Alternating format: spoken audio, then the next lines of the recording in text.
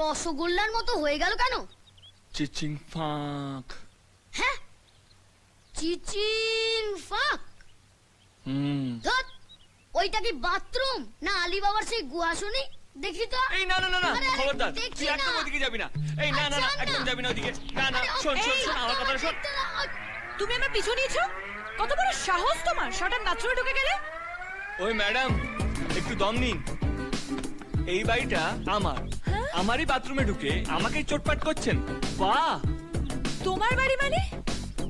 ও sheet, এখন আমাকে তোমার বাড়িতে থাকতে হবে? নেভার।